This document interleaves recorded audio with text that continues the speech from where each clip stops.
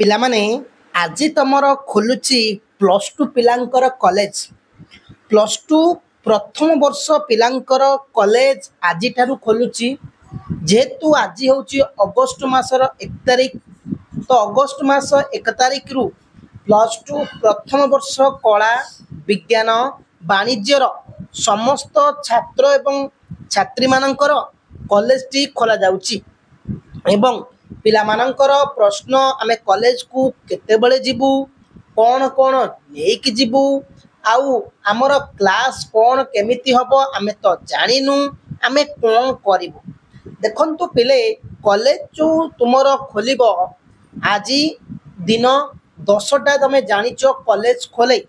ଏବଂ ତମର ଯେଉଁ କଲେଜଟି ଖୋଲିବ ବା ତମର ନୁହଁ, କଲେଜ ସମ୍ପୂର୍ଣ୍ଣ ଭାବରେ ଯେତେ ବି କଲେଜରେ ଛାତ୍ର ଏବଂ ଛାତ୍ରୀ ଅଛନ୍ତି, ତୁମର ଉପର ବ୍ୟାଚର ହୁଅନ୍ତୁ, ସମସ୍ତଙ୍କର କ୍ଲାସ୍ 10ଟାରୁ ଆରମ୍ଭ ହୁଏ। ତା ମାନେ ତମେ କଲେଜ କେତେବେଳେ ଯିବ ନା, ତମ ନିଜ ବାଟ ଅନୁସାରେ ନିଜେ ସ୍ଥିର କରିବ ଯେ ଘରୁ କେତେ ସମୟ ଭିତରେ ବାହାରିଲେ ତୁମେ ଯାଇ କଲେଜରେ 10ଟା ଭିତରେ ପହଞ୍ଚିବ। ଚେଷ୍ଟା କରିବ 9ଟା 50 ଭିତରେ ପହଞ୍ଚିବା ପାଇଁ। ଏବଂ ସାଙ୍ଗରେ କ'ଣ ନେବାକୁ ପଡ଼ିବ ନା, କେବଳ ଖାତା ଏବଂ ପେନ୍ ଏବଂ ବ୍ୟାଗ୍ଟି ନେବ। ଯଦି ତୁମ ପାଖରେ କିଛି ବହି ଅଛି, ଉପର ବ୍ୟାଚ୍ କତରୁ ଯଦି କଲେକ୍ସନ୍ କରିଛନ୍ତି, ତାହେଲେ ତୁମେ ମାନେ ତାକୁ ବି ନେଇକି ଯାଇପାର। ବହିକୁ ନେଇକି ଯାଇପାରିବ, କଲେଜକୁ ପ୍ରବେଶ କରିପାରିବ। ଏବଂ କଲେଜକୁ ଗଲାବେଳେ ସାଙ୍ଗରେ ଯେମିତି କହିଲି ଖାତା, ବହି, କଲମ ଏସବୁ ଜିନିଷକୁ ନେଇକି ଯିବ। ଦିନ 9ଟା 45 ପୂର୍ବରୁ କଲେଜରେ ଯାଇ ପହଞ୍ଚିବ। ଏବଂ କଲେଜରେ ପହଞ୍ଚିଲା ପରେ କ'ଣ କରିବ ସମସ୍ତେ ନା, ତମେ ପ୍ରଥମ କାମ ହେଉଛି ତମର କଲେଜର ନୋଟିସ୍ ବୋର୍ଡ଼ ପାଖକୁ ଯିବା ପାଇଁ। କେଉଁଠିକି ନା, କଲେଜର ନୋଟିସ୍ ବୋର୍ଡ଼। କଲେଜର ଯେଉଁ ନୋଟିସ୍ ବୋର୍ଡ଼ଟି ରହିଛି ସେଇ ନୋଟିସ୍ ବୋର୍ଡ଼କୁ ଯିବ। ଯଦି ତମେ ଜାଣିନ କଲେଜର ନୋଟିସ୍ ବୋର୍ଡ଼ କେଉଁଠି, ତୁମ ଉପରର କୌଣସି ଭାଇ ଏବଂ ଭଉଣୀକୁ ପଚାରି ପାରିବ। ସେ ତୁମକୁ କହିଦେବେ କଲେଜର ନୋଟିସ୍ ବୋର୍ଡ଼ଟି କେଉଁଠି ଅଛି। ଏବଂ କଲେଜର ନୋଟିସ୍ ବୋର୍ଡ଼କୁ ଗଲା ପରେ ତୁମେମାନେ ସେଇଠି ତୁମର ଟାଇମ୍ ଟେବୁଲ୍ ଦେଖିପାରିବ।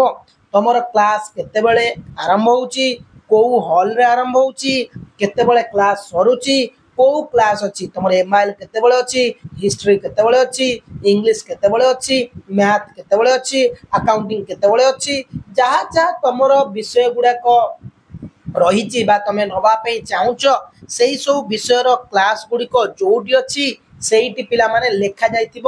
ହଲ୍ ନମ୍ବର ଏତିକିରେ ଏଇ କ୍ଲାସ୍ ଅଛି, ହଲ୍ ନମ୍ବର ଏତିକିରେ ଏଇ କ୍ଲାସ୍ ଅଛି, ତୁମେ ଦେଖିବ। ତୁମେ ଯାଇକି ନିଜେ ନିଜେ ଯେଉଁ ହଲ୍ରେ ଯେତେ ନମ୍ବର କ୍ଲାସ୍ରେ ଲେଖାଯାଇଛି ତୁମେ ସେଇଠି ଯାଇକି ପହଞ୍ଚିବ।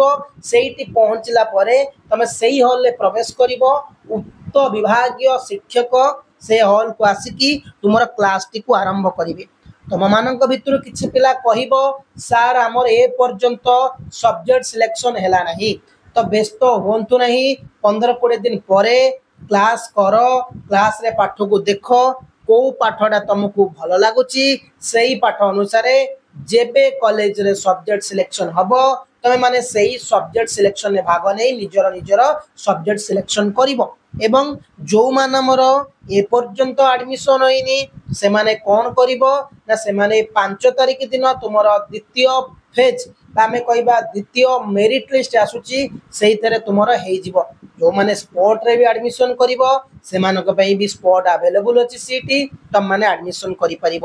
କଲେଜକୁ ପ୍ରଥମ ଦିନ ସବୁଠୁ ବଡ଼ ପ୍ରଶ୍ନ ପିଲାଙ୍କର, ସାର୍ ଆମେ ୟୁନିଫର୍ମରେ ଯିବୁ ନା ବିନା ୟୁନିଫର୍ମ ଯିବୁ। ପ୍ରଥମତଃ ୟୁନିଫର୍ମରେ ଯିବାଟା ସବୁଠୁ ଭଲ କଥା। ଯଦି ତୁମର ୟୁନିଫର୍ମ ହେଇନାହିଁ କିମ୍ବା ଘରେ ତୁମର ୟୁନିଫର୍ମ କରିନାହାନ୍ତି, ତାହେଲେ ତୁମେ ବିନା ୟୁନିଫର୍ମରେ ଯାଇପାରିବ, କିଛି ଅସୁବିଧା ନାହିଁ। ଏବଂ କଲେଜ ହେଉଛି ସ୍କୁଲ ଠାରୁ ବହୁତ ଡିଫରେଣ୍ଟ। ତୁମେ ଅବଶ୍ୟ ସ୍କୁଲରେ ତୁମର ଯାଉଛି plus two first year second year, କିନ୍ତୁ ତୁମେମାନେ କଲେଜ ଯେଉଁ ଡିଗ୍ରୀ କ୍ଲାସ୍ ସହିତ ଆଟାଚ୍ ହେଇକି ପଢ଼ୁଛ, ଡିଗ୍ରୀ କଲେଜ ସହିତ ଆଟାଚ୍ରେ ପଢ଼ୁଛ, ତ କଲେଜର ବହୁତ ଡିଫରେଣ୍ଟ ଅଛି। ଆଶା କରୁଛି ସମସ୍ତଙ୍କୁ ଭଗବାନ ଏତିକି, ଜଗନ୍ନାଥ ଏବଂ ହନୁମାନ ଏତିକି ଆପଣମାନଙ୍କୁ ଆଶୀର୍ବାଦ କରନ୍ତୁ ଯେ ଆପଣମାନଙ୍କର ଭବିଷ୍ୟତ ମଙ୍ଗଳମୟ ହେଉ। ଏକ ନୂତନ କ୍ୟାରିୟରରେ ପାଦ ଦେଉଛ, ଏକ ନୂତନ ଜୀବନରେ ପାଦ ଦେଉଛ, ତମ ଜୀବନ ମଙ୍ଗଳକର ହେଉ।